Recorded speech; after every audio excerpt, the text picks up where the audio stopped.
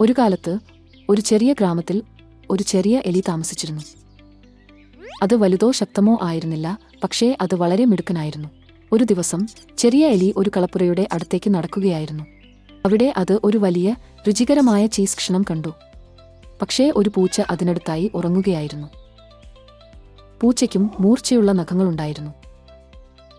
ചെറിയ എലിക്ക് ചീസ് കഴിക്കാൻ ആഗ്രഹമുണ്ടായിരുന്നു, പക്ഷേ പൂച്ച എഴുന്നേറ്റ് അതിനെ പിടിക്കുമെന്ന് അതിനറിയാമായിരുന്നു.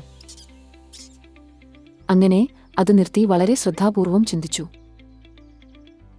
പെട്ടെന്ന് ചെറിയ എലിക്ക് ഒരു മികച്ച ആശയം ലഭിച്ചു.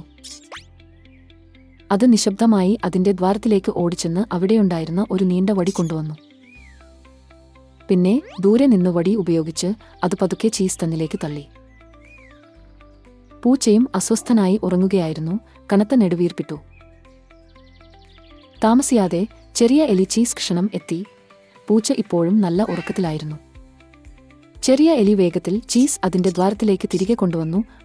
മുഖത്ത് ഒരു വലിയ പുഞ്ചിരിയോടെ അത് ചീസിൽ കടിച്ചു തിന്നു. ആ ദിവസം മുതൽ ആ കൊച്ചു എലി എപ്പോഴും ഓർമ്മിക്കപ്പെടുന്നു: സുരക്ഷിതരായിരിക്കാനും വിജയിക്കാനുമുള്ള ഏറ്റവും നല്ല മാർഗം ബുദ്ധിമാനായിരിക്കുക എന്നതാണ്.